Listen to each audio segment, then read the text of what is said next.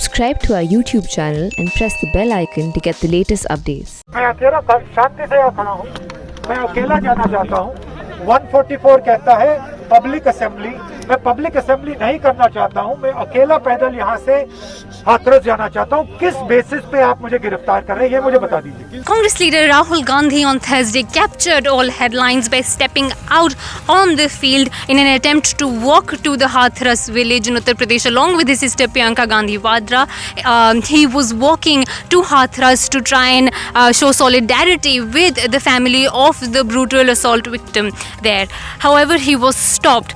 But just the fact that he stepped out ended up creating a lot of sensation and capturing a lot of headlines. However, this is hardly the first time that Rahul Gandhi has done something of this sort.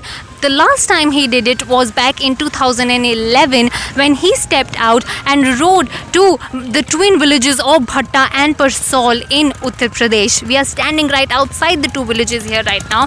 Remember, these two villages were at the center of the farmers' agitation back in 2011. The farmers were protesting against the land acquisition, the forcible land acquisition, as they said, that was being taken place here, right here in Uttar Pradesh. But these two villages captured all the headlines because two civilians here died in the police firing.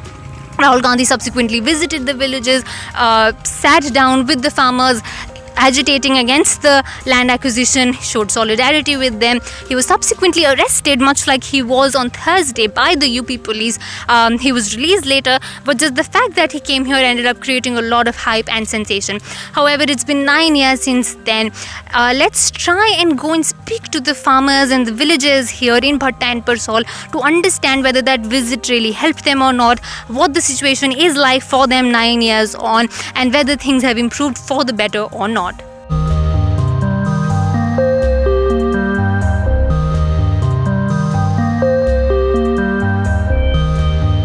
We're at this shop right here. Here is apparently where Rahul Gandhi came in his motorbike and stopped right here as soon as he entered Bhatta all of 9 years ago. Vinod Sharma ji हैं हमारे साथ। Sir, ये आप ही की दुकान है। आप कह रहे हैं राहुल गांधी यहीं पे आके अपनी बाइक उन्होंने रोकी थी? हाँ जी, हाँ, बाइक नहीं, गाड़ी से आए थे। हाँ, गाड़ी से आए से 3-4 गाड़ी आई थी, तो यहीं से रुकी थी वो। हाँ। यहीं उतर गए थे वो। अच्छा। हाँ, तो जब यहीं बैठे थे काफ़ी लोग इकट्ठे हो गए फिर गांव के।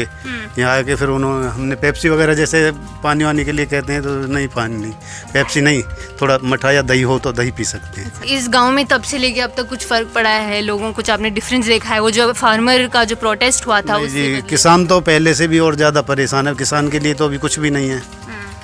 किसान तो जो ज़मीन उन्होंने ले रखी है ज़बरदस्ती, पहले ले लिया, अभी कोई सुविधा नहीं है। कोई सुविधा नहीं है उनके लिए, कुछ नहीं है अभी। 2013 का लेजिस्लेशन आया, लॉ है, उससे आपको लगता है बेहतरी हुई, कुछ इंसाफ हुआ, बेहतर?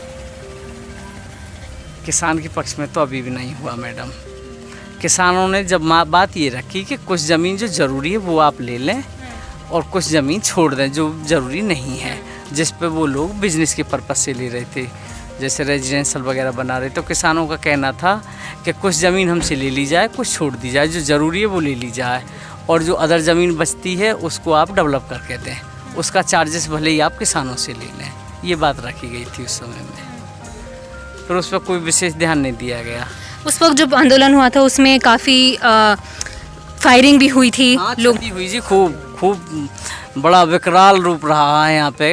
किसानों के मकान भी, बोंगे भी, जो भूसा के होते हैं बोंगे, वो सब जलाए गए, ट्रैक्टर भी जलाए गए, बुग्गी भी जलाई गई ही, और कई किसानों को बहुत ज़्यादा चोट पहुंची। सारे काम गांव के विकास के रुक गए, कोई काम नहीं करवाया। क्यों रुक गए? प्राधिकरण एक तरह से दुश्मन मानने लगा काम को, कि इन्होंने तो विरोध किया हमारे, हम ज़मीन ले रहे थे, इन्होंने रोका, उनका काम खराब हो गया बस। और जो किसान लोग जो आंदोलन कर रहे थे कि ज़्यादा मुआवजा मिले, उनको मिला? उसके बाद तो किसी को कुछ मिला ही ना। अच्छा, उससे पहले मिला? हाँ, वो जो मुआवजा पहले उठा लिया। हाँ। उसके बाद तो सब कुछ रोक दिया, फाइल ही बंद कर दी। हमारे साथ धन सिंह जी हैं, ये यहीं के भट्टा के ही एक रेजिडेंट हैं और ये 2 साल जेल में रह के आए, यहाँ के किसान हैं। सर, आप बताइए क्यों गए थे आप जेल और क्या हुआ था 2011 में? हमने साहब अपनी ज़मीन बचाने के मारे भूमि अधिग्रहण आंदोलन किया था। उसकी वजह से हमें ज़बरदस्ती जेल भेज दिया गया कि तुम आंदोलन क्यों कर रहे हो। कितने टाइम रहे जेल आप? हम 2 साल जेल के अंदर रहे और हमने बड़ी बड़ी विपताएं सही वहाँ। उस वक्त जो है आप आंदोलन क्यों कर रहे थे? आपकी खेती जो थी वो ज़बरदस्ती ले जा रही थी?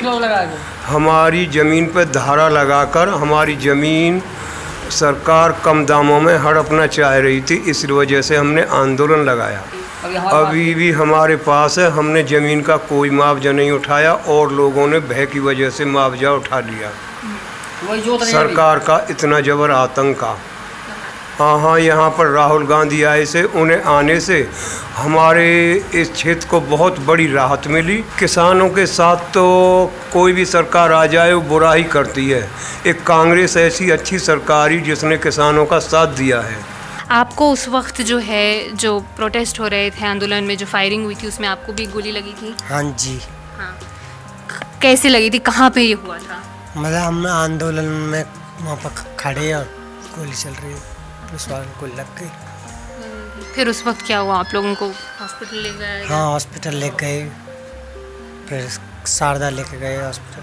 फिर नुकसान हुआ, ठीक हुआ? नहीं, नुकसान ही हुआ, ठीक तो क्या हुआ। सरकार ने कोई मदद की, नौकरी के लिए बोला था, लेकिन हमको कोई भी नौकरी नहीं मिली। हम तो कहते हैं अगर हमको सरकारी नहीं है तो हमको प्राइवेट दिला दो किसी को भी। उस टाइम पे तो हम छोटे छोटे थे, लेकिन अब हमारे खर्चे वर्चे आपको तो पता है कुछ भी नहीं चल रहा है। हम तो सरकार से यही कहेंगे अगर हमें सरकारी नहीं मिली तो हमको प्राइवेट दिला दो जिससे हम अपना गुजारा कर सकें। जो किसान उस वक्त जिस मुद्दे पे लड़ रहे थे, आंदोलन जिस वक्त हो रहा था, जिस बात पे आप कह रहे हैं कि आपके पिताजी बस वहाँ खड़े थे, पानी पिला रहे थे, लेकिन आपको लगता है किसानों का तब से लेके अब तक कुछ बेहतरी हुई है? किसी भी कुछ भी नहीं हुआ। जिनका हुआ, जिन पे खेत थे, हमारे पास तो खेत भी नहीं था। किसानों को उम्मीद थी कि अगर पुराना एक्ट हटने के बाद में नया कानून लागू हो जाए तो उससे किसानों को कुछ पैसे बढ़ के मिल जाएंगे ज़मीन की। ज़मीन तो सरकार ज़बरदस्ती ले ही रही है, लेकिन वो भी पूर्ण तरह से हमारी राज्य सरकार और केंद्र सरकार ने तो उसको पास कर दिया, लेकिन राज्य सरकार ने उसको यहाँ पर लागू नहीं किया। कहीं पर किया हो या ना किया। भट्टा परसौल में नहीं हुआ? भट्टा परसौल में कोई लागू नहीं किया। उस वक्त इन गांव में कुछ ऐसे भी किसान थे जिन्होंने अपना लैंड जो है, अपनी खेती जो है वो सरकार को दे दी। सर, क्या नाम है आपका? विजय सिंह। विजय सिंह। आपका? रविंद्र सिंह। अच्छा, आप लोगों ने अपना खेत जो है सरकार को बेच दिया था? हाँ। कितना मिला था आपको? 742 लाख। हाँ, आप उस 7,42,000। उससे आप खुश थे उस वक्त? अब जब दियो वो टाइम तो खुशी है, जब दियो तो आप लोगों ने आंदोलन में हिस्सा नहीं लिया था? नहीं लिया। 2000 की घटना के बाद में 4 दिन बाद जो राहुल गांधी भट्टा परसौल आए, उन्होंने अपनी राजनीति के सिवा और उनने कोई किसानों को बेनिफिट नहीं दिया। अपनी राजनीति करी और शाम को पुलिस के द्वारा अपने वापस चले गए। केंद्र में सरकार कांग्रेस की थी, फुल राहुल गांधी उसके मालिक थे, ऐसी बात नहीं है। मनमोहन जी प्रधानमंत्री थे, उन्होंने भी किसानों को एक बार यहाँ से बुलाया और बात भी कराई, लेकिन अपनी राजनीति के सिवा उन्होंने कुछ नहीं किया। लेकिन करने के लिए तो सब कुछ करते सकते थे क्योंकि केंद्र में उनकी सरकार थी। Although the people of Bhatta Persol vividly recall the 2011 farmers' agitation, and Rahul Gandhi's visit to these two villages was also etched in their memories. However, they say that things have hardly improved for them, in fact have become worse since the agitation sort of turned them enemies in the eyes of the administration and made things worse for them. A politician's visit did help put them on the national map, but they hoped it would have done much more than merely that. For The Print, this is Fatima Khan reporting with Manisha Mondal from Bhatta Persol in Uttar Pradesh.